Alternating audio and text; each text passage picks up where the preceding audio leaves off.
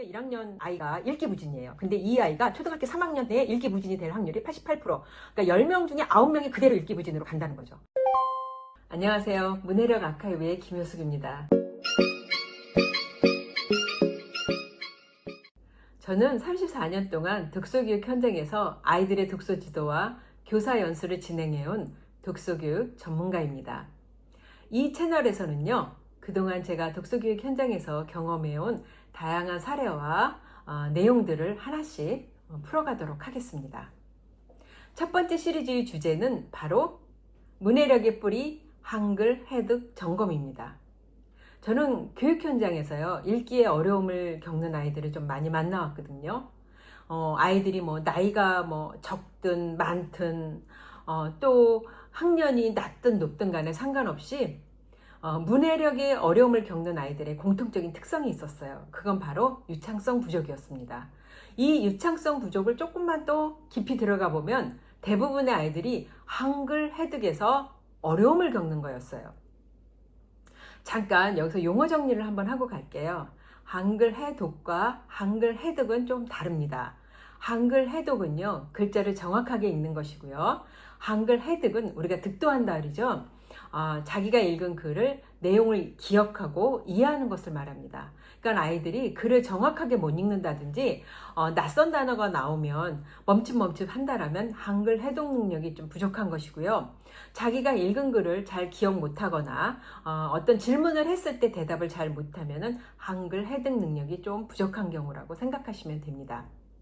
한글 해독은 문해력의 뿌리입니다. 이 문해력의 뿌리가 튼튼하지 않으면 절대로 자랄 수가 없습니다. 작년이죠. 24년도 서울시 교육청에서 초, 중, 고 학생들 94,000명을 대상으로 문해력 검사를 했습니다. 그런데 어떤 결과가 나왔는지 아세요? 기초 수준 미달 아이들이 학년이 낮은 학년부터 높은 고등학교에 이르기까지 그 비율이 점점점 늘어난 거예요. 참으로 심각한 신호입니다. 그 원인은 무엇일까요? 그 원인을 하나씩 살펴보기로 하겠습니다. 문해력의 뿌리 어디에서부터 시작할까요? 바로 한글 해독 여기서부터입니다. 그런데 문제는 많은 아이들이 바로 여기에서 막혀 있다는 것입니다. 왜 그럴까요? 그 첫 번째 이유는 문해력 착시입니다. 아이들이 초등학교 저학년 때 부모님들이 책 좀 읽어봐 이렇게 말씀하시죠? 그럼 아이가 또락또락 책을 잘 읽어요. 그럼 부모님들은 네, 지금 되게 뿌듯해 하시면서 이제부터 네가 책을 읽을 수 있으니까 알아서 앞으로 읽으렴. 여기서 이제 멈춰버리게 됩니다. 그런데 사실은요, 그 아이는 아직까지는 책을 기계적으로 읽는 수준에 멈춰 있습니다. 실제적으로 내용은 잘 기억을 못하고 또 어떤 질문에 답은 잘 할 수 없는 거죠. 기계적으로 읽고 있다고 해서 아이가 읽기를 잘하고 있는 것은 아닙니다. 읽기는요, 정확하게 읽는 것과 글자를 그리고 그 내용을 이해하는 것, 이 두 개를 통합해야지만 그것을 바로 읽기라고 합니다. 그런데 아이들은 그렇지 않은 거죠. 그런데 부모님들은 아주 잘 읽고 있다고 생각하세요. 그게 바로 문해력 착시입니다. 기계적으로 읽기만 해도 아이가 그냥 잘 읽기가 성장하고 있다고 생각하시는 거죠. 실질적으로 아이들은 정작 중요한 기계적인 음독에서 점점점 발달해서 성장해서 생각하고 뭔가 사고력을 길러나가는 이 기회가 멈춰버린 거죠. 여기서부터 문제가 시작되는 것입니다. 두 번째 이유는요, 자모와 소리의 대응 원리를 잘 모르고 있다는 것입니다. 이게 무슨 말일까요? 실질적으로 글자 하나하나마다 소리 규칙이 있어요. 우리나라는. 예를 들어서 나자 기억은 소리값이 그 다음에 니은은 느. 그래서 소리값으로 따지자면 기억의 그와 아가 만나면 그아 가가 되는 것이거든요. 그런데 아이들은 이 소리의 원리를, 발음의 원리를 이해하고 있지 못하면서 그냥 모양만 보고 그냥 추측해서 읽게 되는 거죠. 그래서 받침이 들어간 단어나 복잡한 모음이 들어간 단어는 잘 읽지를 못하게 돼요. 그래서 실질적으로 아이가 이런 경우가 있었죠. 초등학교 2학년 여자아이가 담임 선생님 손에 이끌려서 이제 저한테 온 적이 있었어요. 그래서 그 아이 보고 제가 이제 한쪽을 주면서 이것 좀 읽어봐 줄래? 이렇게 얘기를 했어요. 그랬더니 그 아이가 뭐 또롱또롱 잘 읽어요. 그래서 제가 선생님 궁금해서 그런데 무슨 내용이 나왔는지 좀 설명해 줄 수 있겠니? 그랬더니 하나도 기억이 안 난대요. 그래서 제가 또 두세 가지 질문을 했어요. 그런데도 모르겠대요. 그래서 제가 다시 걔 옆자리로 가서 한쪽만 다시 한 번만 읽어주겠니? 그러면서 그 아이가 읽는 이 눈을 같이 따라갔어요. 그런데 웬걸요? 그 조사를 빼먹거나 조사를 다른 조사로 대체하거나 단어도 비슷한 모양의 다른 단어로 대체해서 읽는 거예요.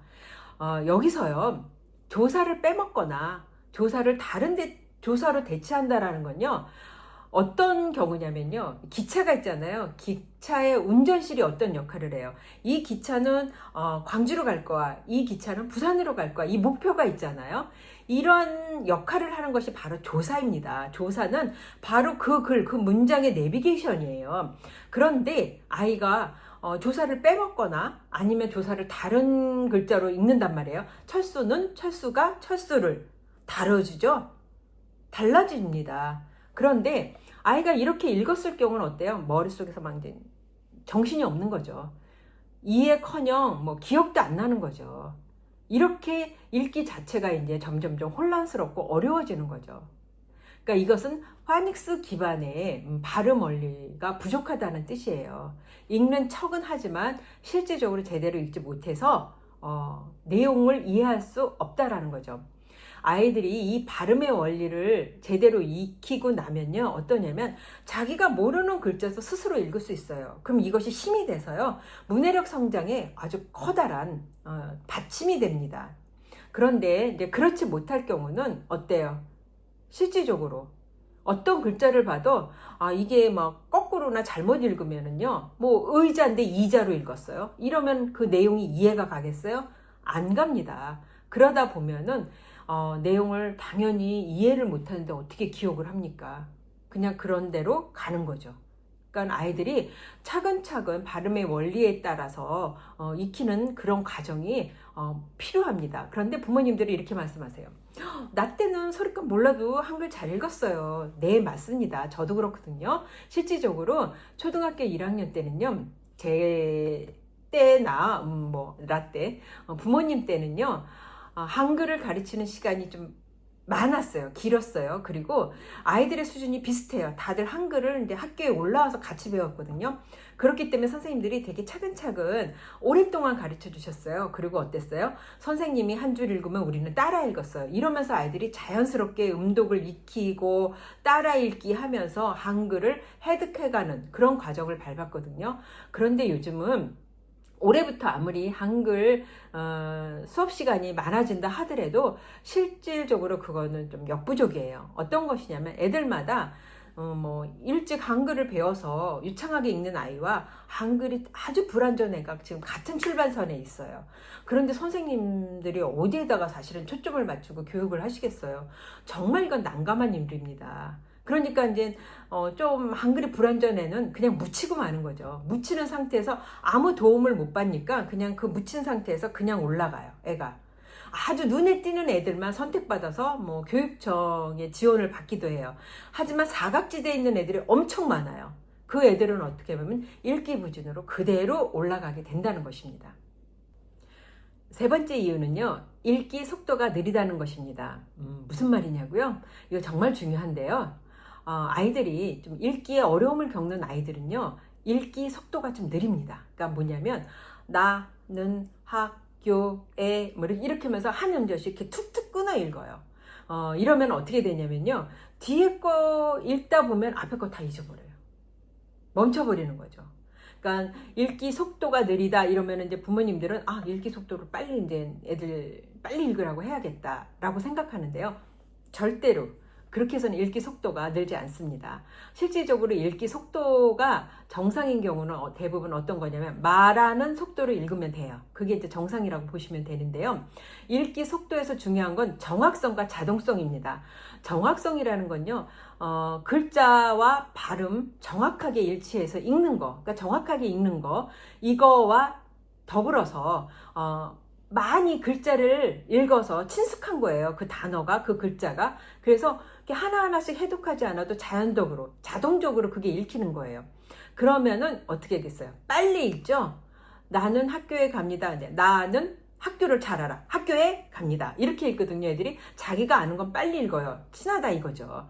그런데 그렇지 않은 경우는 이렇게 하나씩 토막토막 아니면 한 글자, 한 단어 이렇게 끊어서 읽다 보면은 정말 아무것도 기억이 안 나요. 뒤에 가서요.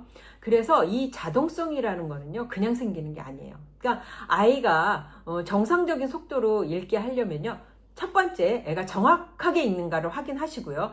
정확하게 읽네요 라고 생각하시면 그 다음부터는 많이 훈련을 시키셔야 돼요.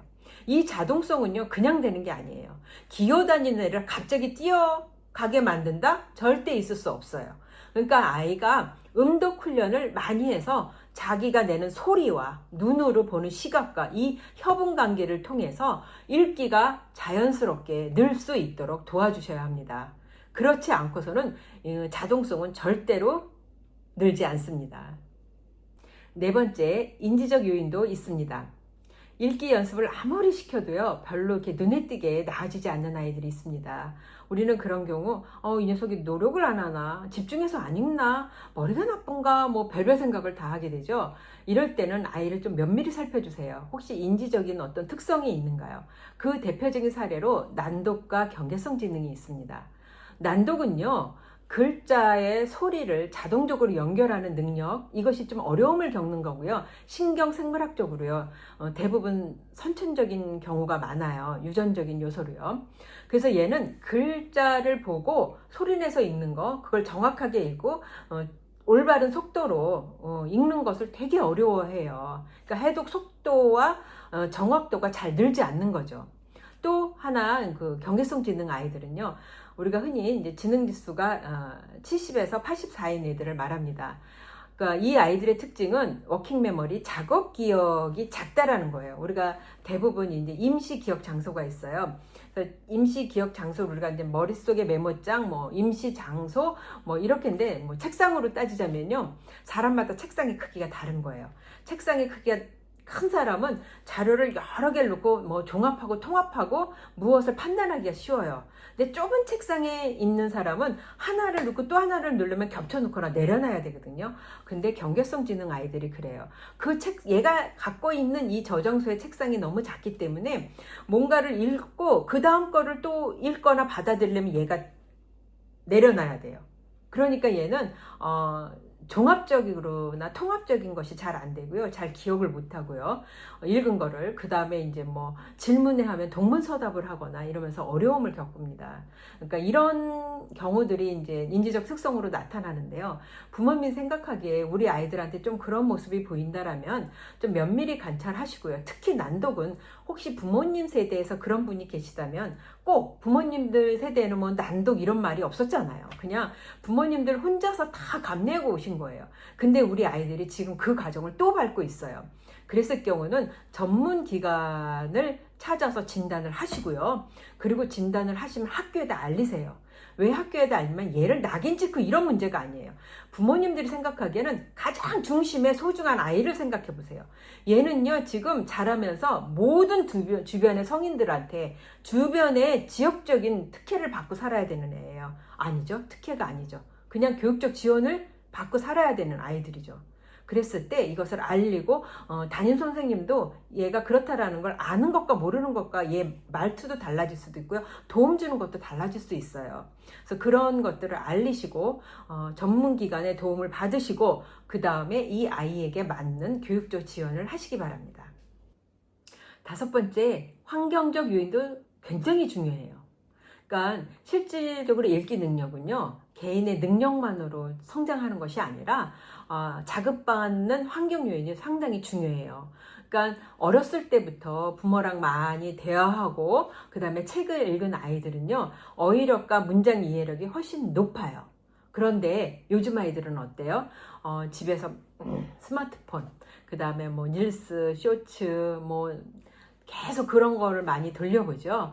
그러니까 대부분 릴스나 이렇게 쇼츠가 어때요? 15초에서 30초 간격으로 막 자극적인 내용이 팍팍팍팍 돌아가잖아요. 그러니까 뇌가 좀 더 강한 거, 더 강한 거, 이런 강한 자극적인 요인을 이렇게 자꾸 요구하게 돼요. 이게 어떻게 돼요? 도파민 중독으로 돼요.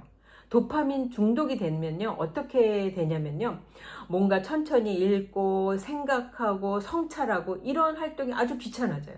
하기 싫어져요. 이런 게 반복이 되면 뭐가 문제가 되냐면요, 요 전두엽이 발달하지 않아요. 그럼 전두엽이 발달하지 않으면 무슨 일이 벌어질까요?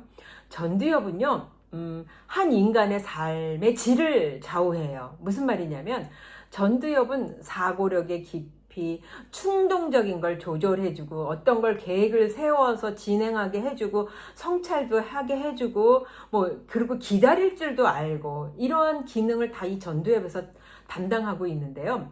전두엽은 다행히도 20대 중후반까지 발달을 해요. 그런데 이제 그럴 나이에 한참 인간에게 기회를 주는 거죠. 네가 조금 더 지혜롭게 살 수 있는 기회를 주는 건데, 그 기회에 매일같이 이제 도파민 중독에만 빠져 있다라면 이 전두엽이 발달을 하지 않아요. 전두엽이 발달을 하지 않으면 어떻겠어요? 생각 깊이 안 하고 뭔가를 기다리면서 끝까지 해내는 인내심도 부족하게 되고, 계획도 안 하고 성찰도 안 하고, 그러면 인간이 어때요? 변화가 없고 성장을 안 하게 되죠. 실질적으로 우리는 이런 부분들이 되게 많은 모습으로 나타나고 있습니다. 참 염려되는 부분이죠.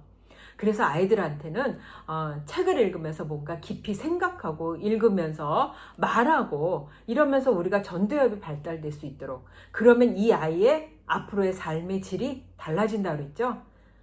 네, 이런 부분에 있어서 되게 중요합니다. 지금까지 문해력 부진의 원인을 살펴보았습니다. 특히 그 중에서도 한글 해득이 왜 어려운가, 아이들이 왜 기초 문해력에서 제대로 발달하고 있지 못하는가, 이거에 대해서 살펴보았습니다. 읽기 능력은요, 개인적인 능력만으로 발달하는 것이 아닙니다. 이미 7년 동안 얘네들은 가정에서 문해력의 뿌리가 많이 만들어졌습니다. 학원도 보내고 학교도 보내는데 왜 우리 아이는 잘 발달하지 않지? 왜 학원에 우리 아이는 전기세만 내주러 가지? 이런 생각을 가끔 해보실 수 있을 거예요. 그런데 7년의 가정을 한번 돌아보세요. 이 아이한테 내가 얼마나 많은 언어적인 자극과 언어적 환경을 만들어 주었나요?